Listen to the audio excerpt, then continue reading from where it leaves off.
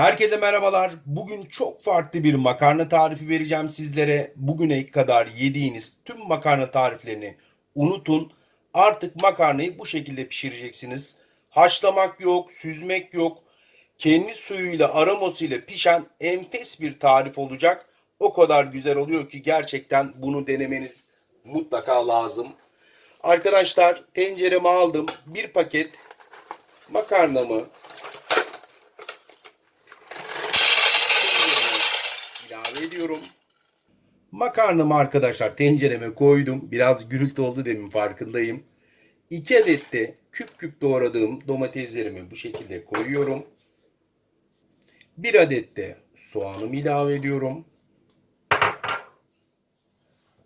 Mantarlarımı da ince ince doğradım. 10-15 adet de koyabilirsiniz. Daha fazla da koyabilirsiniz. Size kalmış tabii ki. Ve müthiş bir koku ve lezzet veren fesleğeni de tabii ki unutmayın. Şöyle alıyorum. 3-4 diş de sarımsak rendeledim arkadaşlar. Bunu da şöyle domatesimin üzerine koyuyorum. Şimdi arkadaşlar 2 yemek kaşığı da domates salçam var ama salçamı böyle bölüm bölüm her yerine yayarak koyacağım. Şöyle. Bunu da ilave ediyorum. Şimdi baharatları da ilave ediyorum. Önce yarım çay kaşığı karabiber ilave ediyorum. Yarım çay kaşığı da tatlı toz biber ilave ediyorum. Bir tatlı kaşığı kadar da tuzumu ilave ediyorum. Bir yemek kaşığı tereyağımı ilave ediyorum. 2 yemek kaşığı da sıvı yağımı şöyle gezdiriyorum. Şimdi 600 mililitre de sıcak su ilave ediyorum arkadaşlar. 3 su bardağına tekabül ediyor. 200 mililitrelik 3 su bardağına denk geliyor yani. Benim çünkü gördüğünüz gibi ölçülü sürahim. Sıcak suyumu da ilave ediyorum. Şimdi arkadaşlar en pratik yolu şu anda yöntemi şu. Ocağımı kısık ateşe aldım. Kapağımı da kapatıyorum. 20 dakika boyunca hiç açmadan kısık ateşte pişmesini bekleyeceğim. 20 dakika sonra da bir kere açacağım. Güzelce karıştıracağım. Bir 5 dakika daha pişmesini, haşlanmasını bekleyeceğim. Şimdi 20 dakika bu şekilde pişireceğiz. Gördüğünüz gibi sadece 5 dakika bile sürmedi. 2,5 dakikada hazırladık, koyduk. Pişmesini bekleyeceğiz. Gerçekten çok pratik olacak. Arkadaşlar makarnam 20 dakika oldu. Şöyle kapağını açıyorum. Şimdi kısık ateşimizde yine bunu karıştırıyoruz.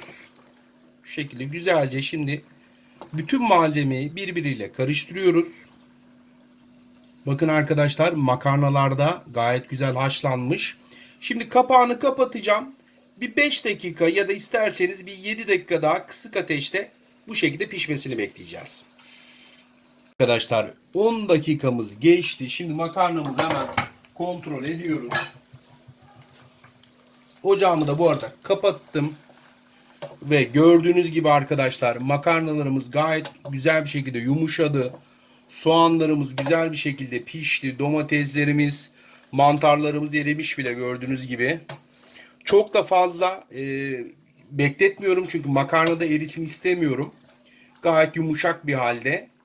Biraz diri olarak seviyorum açıkçası. Şöyle bir kere de şöyle karıştırıyorum.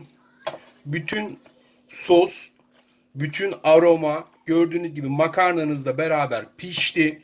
Artık makarnanız çok daha lezzetli bir hale geldi. Belki sürekli bu tarifi bu şekilde yapacaksınız bundan sonra. Bir tane de bakın çatalla da size kontrol edeyim. Bismillahirrahmanirrahim. Bakın görüyor musunuz arkadaşlar? Yumuşaklığını. Gayet güzel bir şekilde pişmiş. Hemen tadına da bakayım bu arada.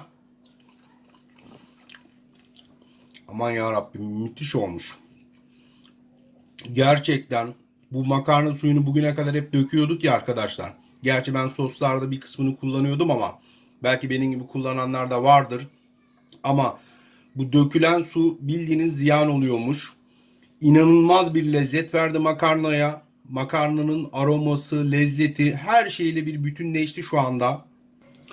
Bundan sonra makarnayı bu şekilde pişireceğinizden de eminim. Mutlaka ısrarla bu tarifi denemenizi istiyorum. Gerçekten çok lezzetli oldu. Birazdan sunum tabağıma da alacağım. Beraber tadına da bakacağız. Arkadaşlar müthiş oldu. İnanılmaz oldu. Mis gibi de kokuyor. Finaldeyiz. Makarnamız aromasıyla e, kendi haşlama suyuyla mükemmel olmuş. Bismillahirrahmanirrahim. O kadar güzel ki anlatamam. Belki bugüne kadar makarna yemedim diyeceksiniz. Çünkü o dökmüş olduğunuz haşlama sularında asıl makarnanın aroması ve vitamini var. Ben bunu çoğu makarnamda soslarda kullanıyorum. Belki birçoğunuz da kullanıyordu ama bu tarifi mutlaka ısrarla deniyorum.